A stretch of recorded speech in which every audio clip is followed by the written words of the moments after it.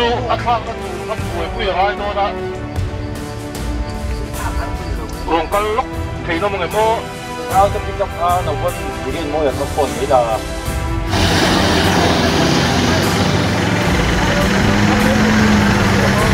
เฮ้ย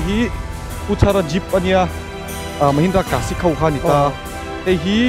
96 Velbor modelอันเนี้ยอันเนี้ย combination front and rear differential lock ที่จูมิสวาจะให้เจ้าหิบัวเอาไม่เทเอามังจน competition tire CST เนี้ย Rainforest Challenge เวลาพอนมันชินเขาไตอะไรเห็นมังท่า35 inch นิตาจน engine ฮี Bolero ท็อปอัตไตร์ฮี Maxxis Trepador kanti sapa ina off-road nan taka an man ang thau kha ni ta hei hi mutur om lo India pe chuan câu nó tục cái chú sang D&E Car Bazaar Aizawl Saron Veng Pucho Chunga Road near Local Council House hian second hand motor chi hrang hrang le two wheeler second hand chi hrang hrang kan kol ringa motor chi hrang hrang insurance kan siam sak thei ba ka motor hlui le thar hral chung changa kan pui thei reng boke chu mai la ni lo motor second hand chi hrang hrang lonin kan pe chuak thei cheu bok D&E Car Bazaar hi min han contact la kan thei top kan lo chwa pui don che nia D&E Car Bazaar Saron Veng phone 8414865278 video mình ăn sắc tu te in sa vai in chỉ bay ule hey voi ni august ni som panga sang ni som ni panga ania I motor lusai off-roader ho kan te chuk le do na video ver karon da le do na video hi voi ni voi thum karon da to so if yana mumal le ting kha lo om chelo tu na hirin pol kalpung te le enge an kan ni ti vel kha ron ron soi soi do na ka bula hianin lusai off-roader kan president oma ani hi zona engeng mo kan zo do ni ama saberin ke hi hey kan shit angin bike lampanga kain hiama kum khat chuang bike ka khal thei do na wa het yang off-road lampang motor 4x4 lampanga hianin pol bel kak takka an lo om ti hi ka hiatian mi puite tan anni hemi pol hi ka zom chawatin hemi pol kal phung le pol eng ti ka tanga din nge ani ti kha min soi sak thei chuan ole lisai bingin amasa in zira PC chunga lom thu ka soya ani ahun lu tak segin kan jinga aron tela miron follow miron join ve hi lisai ai oin minga foi tu president kan ina lom thu tin lung takin ka soya nasele zualin ronin tat lut sela hi ama po kan ngen non le ni sela ya tuna zona min pe kang khan lisai hi sang hi som pakwa chian ho in lungrual kalkhom ina kan tuina te lo luang chuak ina adin mania ta tang chuan lusa hi hei voini thleng hian kiam lam ni lovin pun lam pathian zara kan pan chho zela hi alo mom kan tia in lusa hianin kalphung mumal takhi anei ve a dan le dun te po in lusa lo tel turian adu nga zong 4x4 nei ti awanga ron tel kei ani lova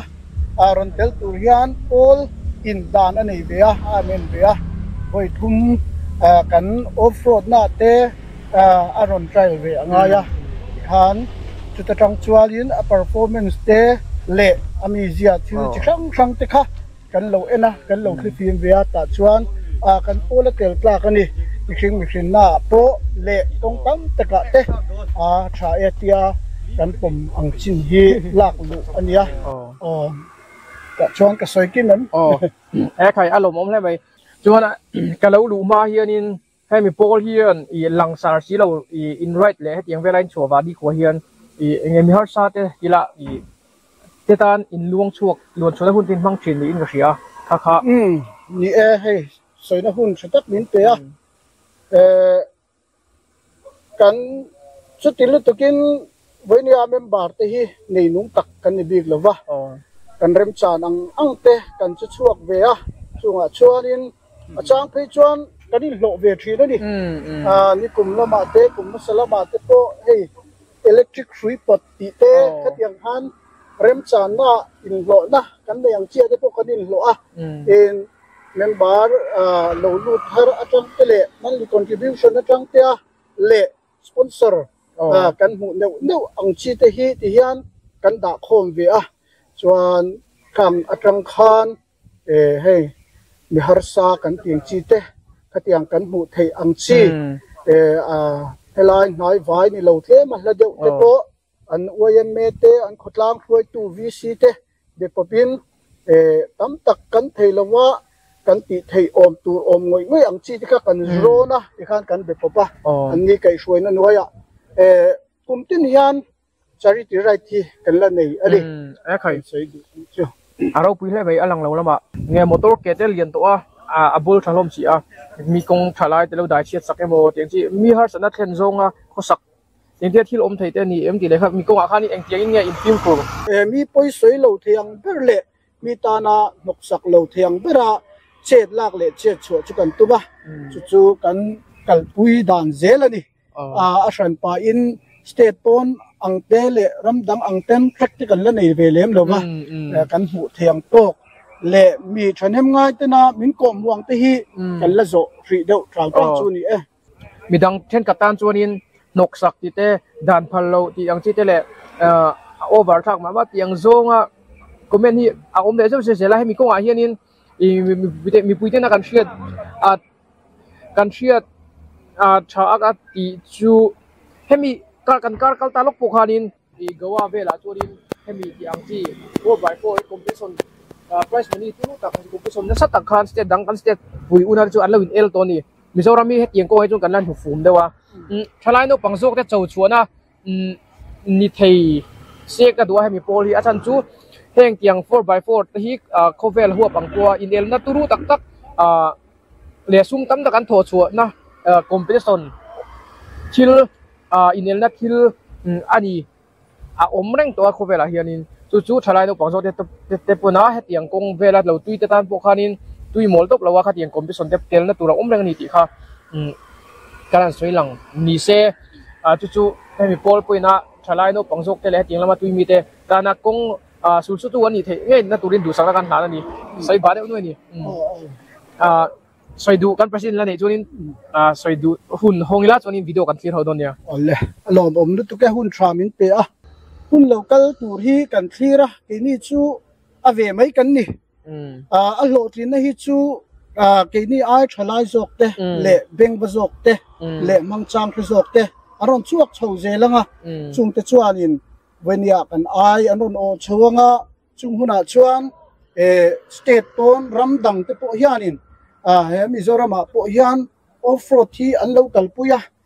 tin azon na tlak siam thei ani thalai te le atui mi te tan bo zui tlak ani ti hi lan chhuat tir hi kan tuma chubi tur chuan thei top kan chu ta te chuan point khat le kan lo soi du chu mi pui comment hang kan channel atang te le kan video clip neu atang te po hian chen khat chuan mi ho sa fa ngai na shelo ti te trong kam te kan dong thina alo ma amai ro chu lai te hian soi fial kan du mi ho sa rual kal khom kan ni lawa mi nei nung fa kan ni bik lo kan nei ang te khatiang kha in shefa khatia kal pui kan ni member tin te hi pakhate te hi nanin zoti la kan ei zon na hi a then chu rental te a then chu workshop siam te a then chu karen siam te a then lei lai te khatiang khan mani to ka hian chet kan la thwa na kan thokani thang thar lo om le zel tura chuan thil upgrade lo omanga state continent te po in linga Mizoram ngai po a khan pa check siam ngai lo wa khatiang kan tlang kong te la zo a khatiang hun te kha thian zar la her chuak tura ngai la ti lai te kha min lo en tu te pu te pc zara kan ron soi vele lo ka chu lo le ai khai lo om le mai nakina chuan hun te kalanga mason na te ron kheng zelanga mason na te rual khainga state dang te rom dang te hetiang 4x4 in elna turu tak komson tur tak an nei thuni Mizoram nge ya hianin kan na kheng ve nge be seila ai boss moi hian ni motor hi atlang pui azwal pui amin kan thia thiam theina ron soi fi phenga ami a motor hi eng motor nge ni ti le an shiat an build dan vel an shiat chuan tlem azong toy fel deuh min soi fia pheisak he jo kan lom viwang bolero pangai por plus ho B6 B6 ho khani ta heng ho ei chu voina kan member thau putesia kan secretary an unau pa sia dengnan miron sponsora chu miron flag of don ani khai ro pui hle mai chuan hei hi puchara jeep ania Mahindra Classic ho khani ta hei hi 96 vel bor model aniang chuanin competition tire among ta chuan ama build vek ania C type chassis ho jeep chassis original ho vek khalan ta short wheel base ho khani ta chuan steering wheel te seat te so ama khor chop vek ani ta chain in chuan engine hi bolero pickup ho DI turbo vek khani ta chuan gear ratio vel kan khoi dang lam ta hi chuan heta hian thar CRD anita hei tuna hen coolant a leak dewa kan siam loka hei hi suspension hi 2-inch leaf chuan tire hi 32 Maxxis empty ania abaki chu stock deuh vek alania off-road bumper ti vel khani deuh maya chuan adotami hi Mahindra Jeep an englawang thau khan ta chassis po hi C type chassis Jeep original chassis khania ma se a body hi chu Punjaban khor that le tawng chi khani ta hei hi fel ta nia 31 namang ta ni hian 31 inch tire 15 na chuan hei hi bolero nia bolero ye GLX ho achong sa ho khani ta 2004 model vel ani ta chuan 31 namang ta ni po hian DI hei Physio engine achong sa ho khani ta chuanin hei hi Jeep ania ma se chassis hi bolero chassis modi toilet to khani ta hei hi front and rear differential lock ania combination front and rear differential lock hi chu mizawa cho hei chau hi wa mei thei mang chuan competition tire CST ania rainforest challenge vela po an man thin ho ha tire a hen mang tha 35 inch ani ta chuan engine hi bolero tho DI turbo bolero pickup ho tho khani ta chuan hei chu matrix te chuan front and rear winch ti te competition entinan northeast competition lian thama potel pui thei anga build khani ta chuan soibel lok chu a differential malam panga hian a half shaft vel and chromoly among ta a chunga chromoly chu kan thir mu thei chinanga chuanin off road nana an siam shrim ang khani ta chuan adota hian bolero camper om ta hi B6 ania chuan 33 inch tire Maxxis empty among thauta chuan a body hin chop toy ta departure angle chaturin chuan front end amabam para le roll bar a hian prat among ta chuan hi Willys Jeep ori khani ta left hand drive khania right hand kan convert ta hi a registration hi chuanin 84 model angani ta ma se a model tak hi sia to lawa Jeep ori tak ang khalania hi C type chassis ma se chassis vel hi kan thua vek to ta chuanin hei po hi bolero DI turbo tho amang ta a tire hi Maxxis trepador kanti sapa ina off-road nan tak an man ang ho khani ta hei hi mutur om lo India phei chuan a dotami hi Scorpio M6 ho khania 2-inch leaf nia tire hi 32 mangta chuan front off-road bumper nen chuan a dota hian Invader ania hi poi 33 mangta tire hi Maxxis chuan winch te tikhan amalam pang hi a suspension hi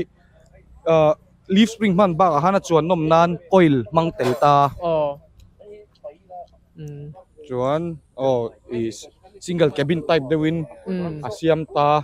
chuan adot le hian thar CRD thau om ta hei hi 33 inch tire manga ama hi IFS independent front suspension khania ma se pickup XL in kan convert ta front solid XL turin chuan suspension a hen Ironman mangbok ta chuan a neu aba khi chu bumper ti veli khor chop vekin mangta chuan stage 2 ECU remap ani bok ta straight pipe exhaust nen chuan adot le hianin Bolero camper oma hi 2007 model ania chuanin ama hi Thar how angle pickup chok camper chok masa utility ang khang convert ta chuanin hei 35 inch tire manga bumper ta hi chu a thei ang chu cheilo lai om lo engine te poi swap veka a side gas ka Jeep Wrangler Rubicon ho a chok masa ho ang kha anita chuanin pani anunga hianin fiber leaf kan mangta chuan nom nan chuanin Rhino shocks nen rear bumper hi du tu sammu tura omlo wagin Hilux sami kan modia kan manga chuan hi overland ready built anita backlight ate po hian Thar 2020 ho kan mang le vekta ama hi a fit vel vek khei chu Bolero GLX thau khanita hepo hi old model ho Bolero old model ho thau khanita 2002 model velen ta hi DI anthak to hepo hi 31 inch tire mang to adot le hian hi Bolero chok hlui thau khanita 2007 model nge 6 aniang hi chuan hepo hi engine a hianin original a heng ho hi physio vek kal thin wang khan DI turbo thau kan hanga 31 inch tire nen dot le hianin khatiang thau Bolero khani velia 33 inch tire nen chuan hei poi engine swap tho ania snorkel tenen te thuam vek anita prat bumper prat accessories man thei zong chu amang veka chuan lambda free wheel hub ki te differential guard ki te rock slider a chei the ang chu hei po hi abel kim ve viau a sit te po hi kheta sit vek amang boka chuan a dot le gypsy ania hei hi 2 inch leaf in gypsy original engine off-road bumper vel nen hei chu chei danglam lutuk lawania tire hi a size 80 in upgrade ta chuan a interior lampang ani chuan a khoya i20 seat ti vel tenente chuan off-road bumper le exhaust full pipe exhaust amanga chuan a dot den Bolero LX 4x4 ho khanita hepo hi 32 inch tire ania 2 inch lift chuan bumper off-road bumper nung le ma rock slider ti vel neu ania chuan interior a seat chuan in venue amang ve bok ta chu ni meita chuan a dot den gypsy bone stock carburetor ngei ho khanita chuak lui hei stock vek ania i10 seat nen chuan a dot le hen gypsy hei hi MPFI thau ni ta injector ho kha chuan in armoro ho canopy mangta snorkel nen off-road bumper nen rock slider nen chuan hei po hi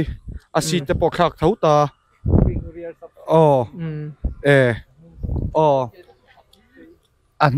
anunga hianin anung leaf spring hi amalaman mangta a spring sei turin chuan 2 inch leaf tani bokta hei 235 inch tire mangta a dot le hianin gypsy thau ania hei po hi off-road bumper nen roll bar nen chuanin rally cabin ang dewa chop panita ama hi hard topin anunga hian body ania kel nen hei po hi ni thau ta chuanin 35 inch nen SPOA nia spring over XL spring ho hi XL chunga hlan vek ta nan chuan rally seat nen te hei po hi an khoi diau pipe exhaust nen te water intake te chu bonnet chin na po di ko dala kan te snorkel ho hi chu snorkel an ho khan air filter pin lawa tikhanin an motor an chi lo chuanin an twelu theilawa kai bos moi moya zara kan chefia kalom lu tu ke kai chi bayang puta balsia với nhà yan lồng tôi nó tôi tắm ngay cái kia cái mà đi member thar thế nên nó cái này cũng không nó lại cần right nó mà tôi còn cần lâu right không khôngตัวmà rồi thì member mình nữa với nhà sai à mua cần right cả nó đi tụ thế này nhưng với nhà yan member nó đi làm đâu thế helai ai tôi cũng nói phải nè cũng lấy nó bắt trong tên ăn được cái là với này cần program thì rồi đi tụ din in suwa in lu takin lu sai ai o in lom tu ka koi ni sela pom so te kan donga bene yan kuan so a thain ka kia hei kan secretary kutasia nukuya una pa hi ni ya chawala din kuya hun lo te ka mo min liam san ta kia deng nan bene yan kan right hi polisa le tikar nen konar nen sponsor ni ki kha kan kuang ni Bên nó có nó bác từ mày cắn liền ô này mà không phải luôn bác cái này thì như như tôi ở phố đó thế tấm cái tin như đó nó đang nó đang như cái khâu á mà thì tấm cái tin với nó tuột thì tụi đi như vậy thôi mà không phải đó thì không phải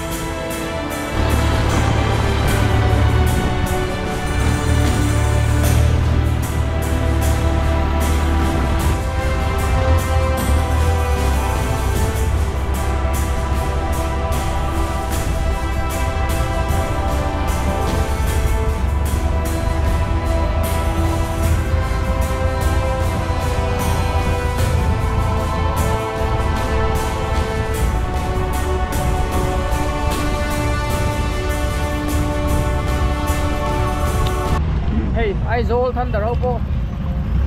anh tóc xuống đây thầy nuông đeo inu thầy quý gì về thầy ô quý gì nhẹ lắm lẽ vậy thầy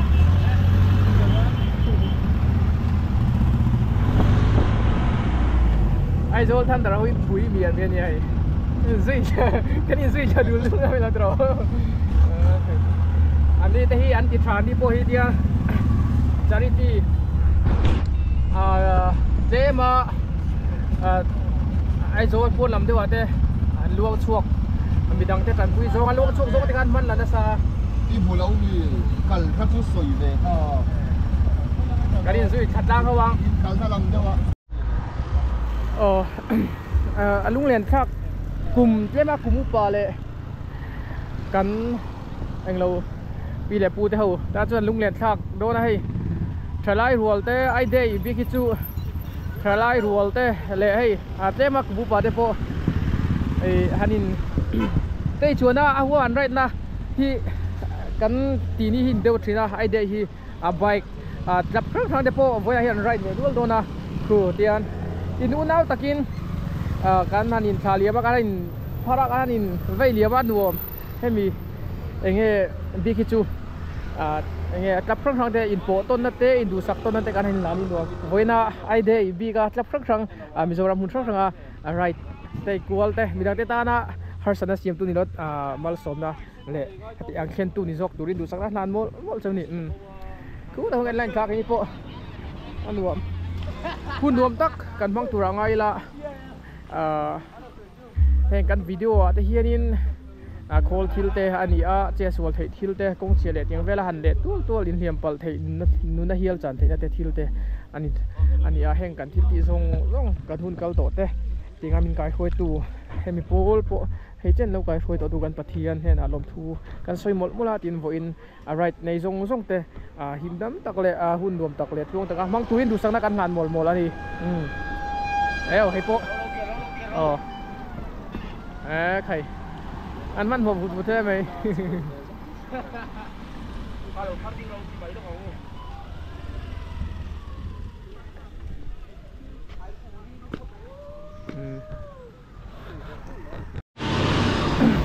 ôi cắn in ngạc hôm đấy ta dar som pan hile som pa kwari ta kan thuk thanga voina hianin soi tong khanin kan in puwa cha na masa kan kal tumna kha arem le lo wangin voina hianin kong chin chang shet lawa kan kal reach le don ni chuan hei ami khual ila kan u sai than za ma mol chin YouTube channel nei tu kha voina mi ron tel pui le a video te po hi ma channel a khanin en tur kha om le don ni pakhat chawala kha chu hunom ki chim lo thina chuan khula khon mai kal ral te kha omboka gypsy kha khaladin tin ani ro hi ke mani singa hianin video tiang vela siam kha anom chuan kalau singa tin lu sai offroader ti hianin YouTube channel le IG Instagram akhanin kan nei boka in lo thlir zau du ai lo en du chuan le pol vela tel du le hemiron zom du inom chuan thei renga en thei renga ni ti kha ka soi du atin tuna hianin rangva muala ekhaya hei poste lu ba leng ve ole leng te la ba an kal lo ke po leng te nge khong an kala shati abi lo atha an chung bek to mo tun nai ka kal lo a hoi nang mai chat so da try hei ka mang thei ta boss bo nom da win u mai kan the microphone an thei ni la sang ni try ka soi du chu tu da RV ya kan oma rang fa mol tro tu na ka mai rang fa mol Mizoram hi kan fai ni ti ro hei kan par chuai mai I helampang veng vai va ko na tanga ram tan shi lampang kamitlang dung kong te kha in thi ve ni kom thlang lampang kai ti fai lo chon hei kong pui thanga highway kala ron chuak vek zel nia khian lutuk taka kan fai na ko a hian ma kan son zel nga ya thang thar jok te chu an film to mi kong a hianin tran kan lak deuh deuh kha ka du thadem ngai ka soi le zoi ni hei a zero em mai kan chuaka ani a heng ta hi kai zui le tanang rang va mul kan gypsy ke chiang lo dewa heta kan lung lei lam u nau te kulai hon kan rawang lung lei lam pa tang ron chim man oma hei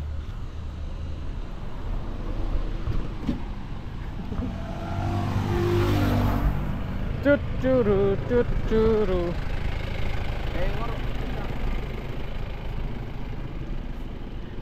Tungai min kha kachana range king kha kachami ka hian kan gypsy lampang ching la om chat mai ha kan lung lei lampang unau te lung lei boss enge kha leitlang lấy lắm quý, thế chứ có. Ai nang mari khat la bangin ho me kha. Thôi. Thôi chia đi. Tu đã đi chuan. Thôi. Hello. Diao lo gara sa ni ro. Diao lo gara. Ăn nâu đó. Alo bong khop mai singa. Lung lei lam tang on chim wang à.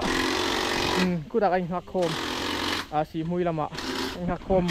Ta hianin hei kan ti het lok don ni dar khat le minute som thum panga ni ta helai si hui ruama kan oma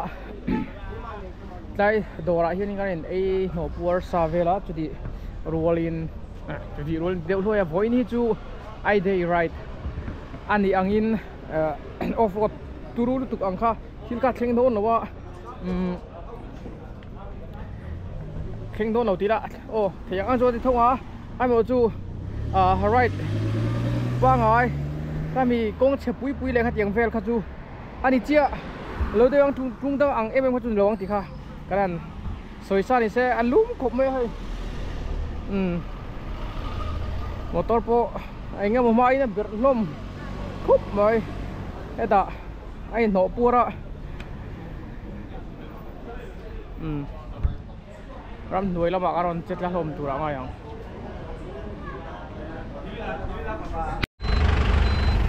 kan kal le tra don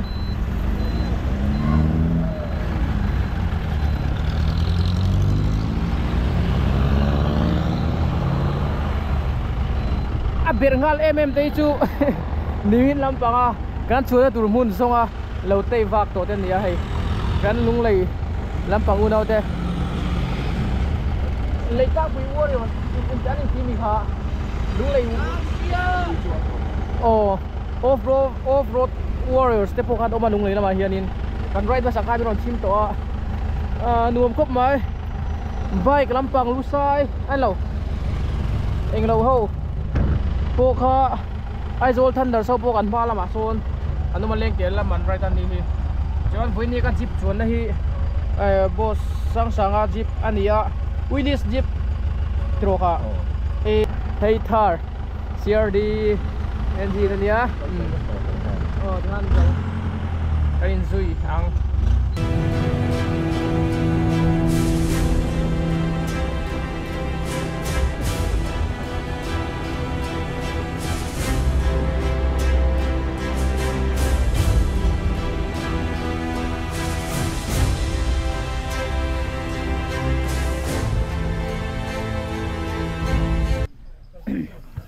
ai boss boy hol thép su mày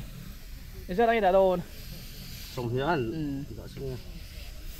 off road Lampang off road nhau công jeep road Lampang ngãกันluดthọโดนฮะกันคันนี้มันครบไหมอะสมทุมโดนกันในต่อตัวหน้าชวนได้กันชมจะตัวนั้นอะไรปุยโดนเว้ยอันนู้นไอ้เราจ้วงโอ้ยาวอะไรน้องชัดเจนโล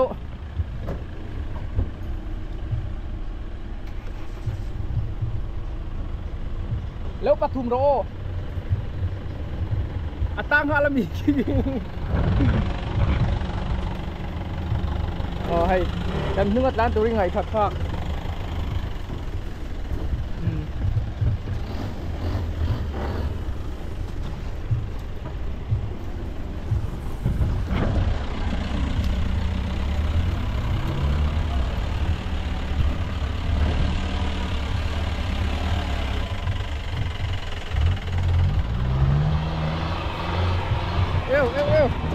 ron bom na sa albe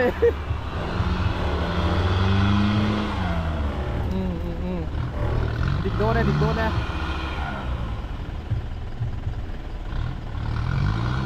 four adaro tama le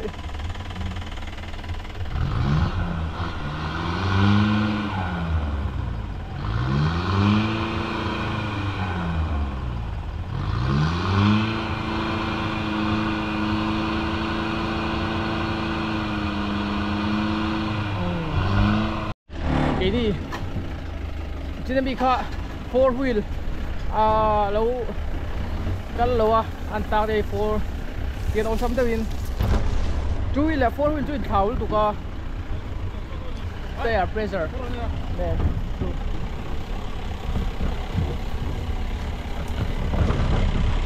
yeah.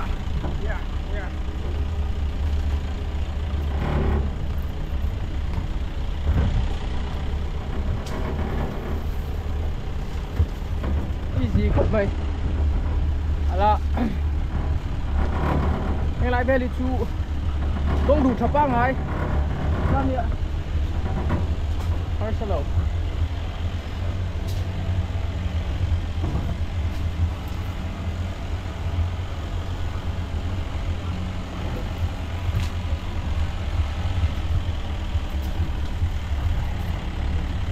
Này bột bột. Này từ đầu chưa?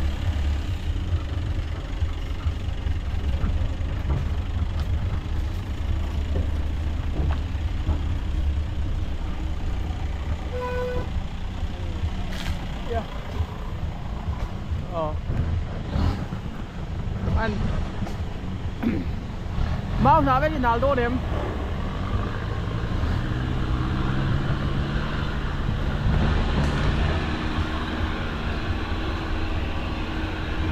nào để chiếc lô thì kì nu làm bằng cái răng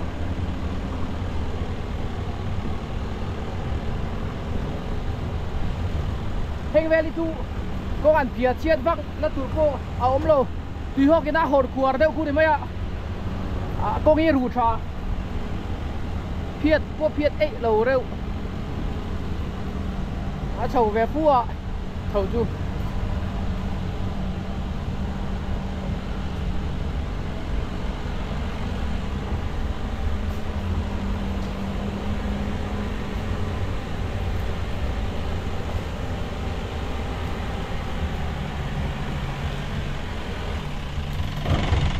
Lekat lah. Kau cari Robi. Oh.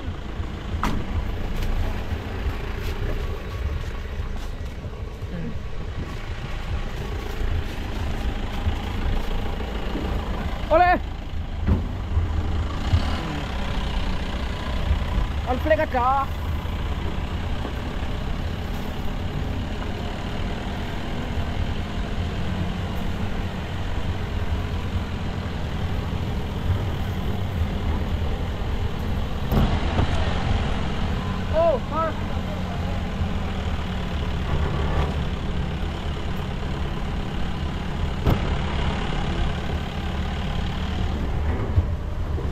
Leng te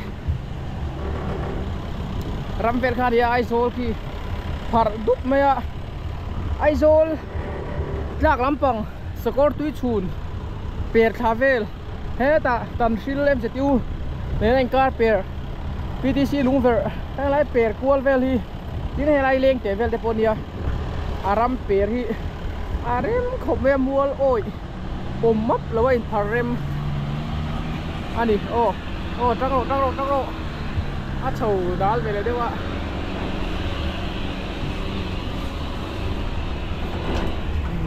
zip cái là về đâu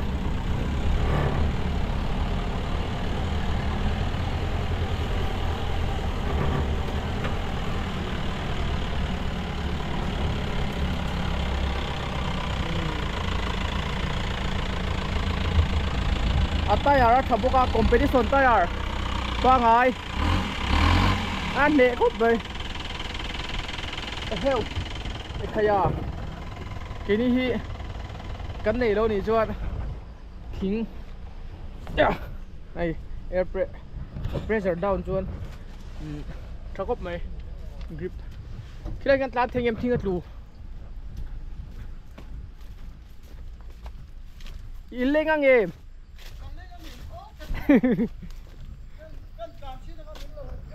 Ồ.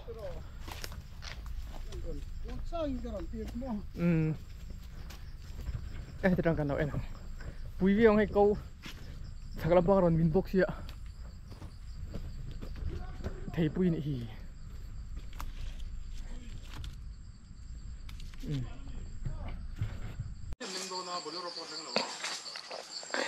Ta hi len lo en vera.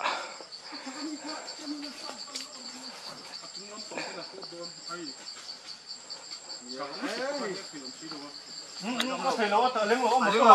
ta chọn lắm phòng đấy, quân xem một cái lên lỗ, lên lỗ lên thì tụi cái. Rồi thầy Bùi, hú tem. Hay chị, can Bùi Bùi về đó nị mẹ thế nghe. Đây bền chơi là cho nên nuông trâu, nál trâu, bịch trâu đó chết, khó đi ngọ.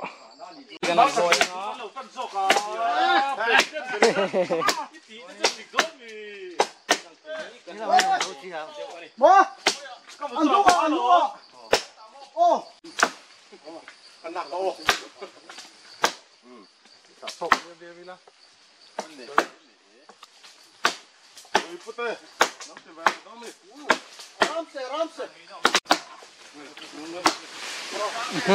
bắt chặt ấy mẹ về đây thấy bụi cùng đầu tiên của mày ạ ăn clear don này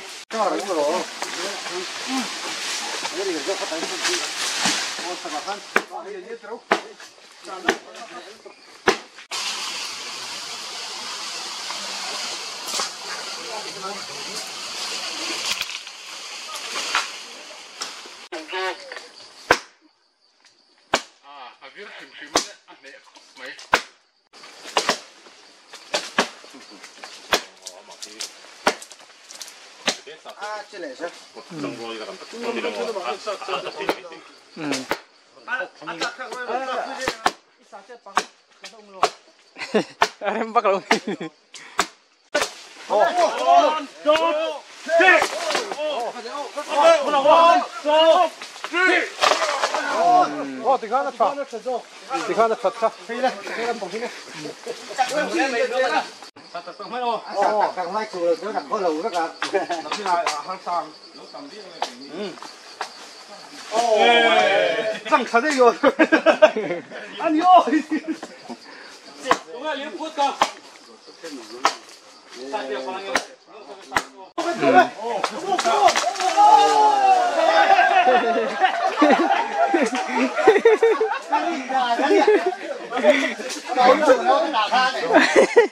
anh nói ông chứ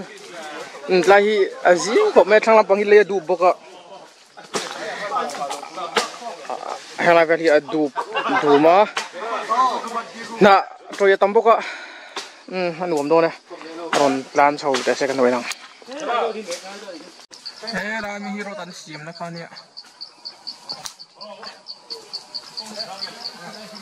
tùy thế này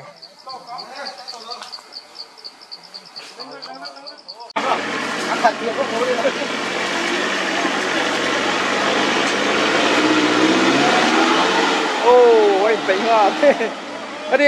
mà khu việt lộ mà khu cái lầu như thế nào khu ăn lộc lâu mì để là trên phố này là việt chiêm to four oh thì có chỗ là cal chia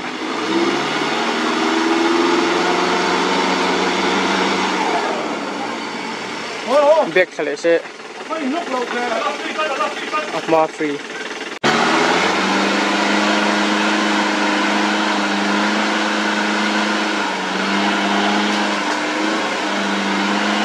alo ka chia a kemba a view velo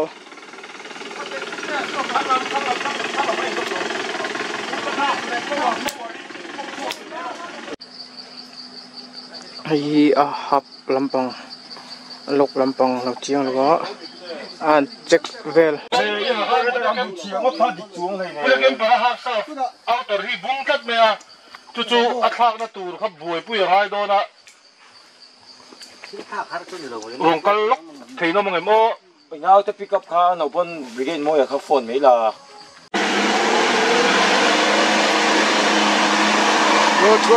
good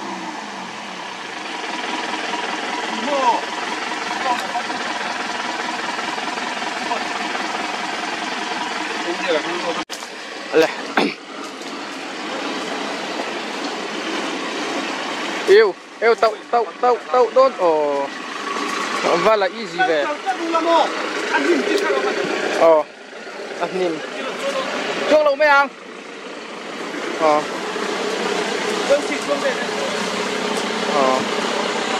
dịp bộ rồi về ôi xăm ngòng mấy chú hết à hay hi cái tàu nghe no tàu đôn bèn lê rồi tàu đôn adim sai quá sạc lâm lên sạc lâm thì khai sao thế rồi đấy dim miệng là what chị này hay chưa con làm miệng về rồi hết không Chuan khu Scorpio M6 Scorpio M6 trăng rộ chắc chắc nền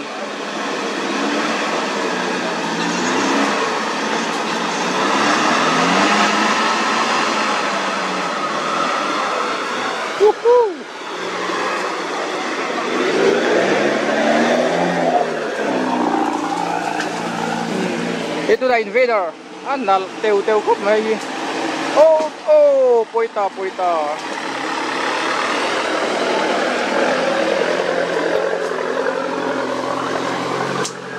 itu dah Bolero no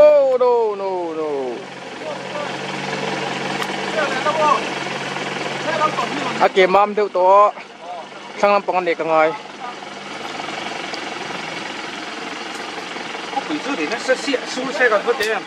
Sur vật mất sẽ tiro hay lại đi nuông đồn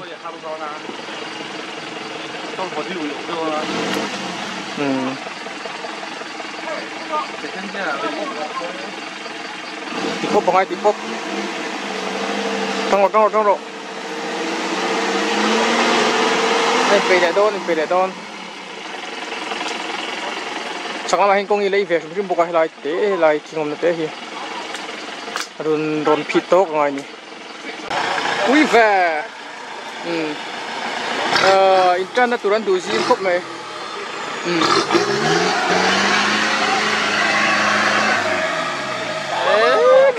khay rùa sưu to hay là hi rồi thêm thôi đem cái nào cái thằng trộm nó hiện diện biết mà xe ô lê thêm đô thêm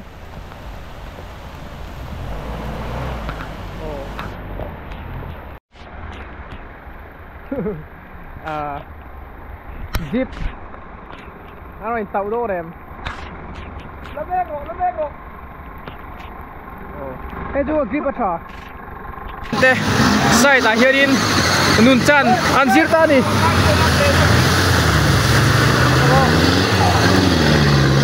an sampai thế khúc mà him du hơi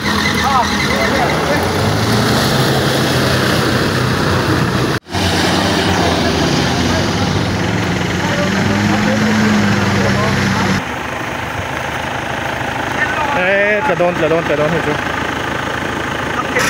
Ui rem. Cứ lại con chip. Bek so in. Amal mà con win chi nó lục về bốc à.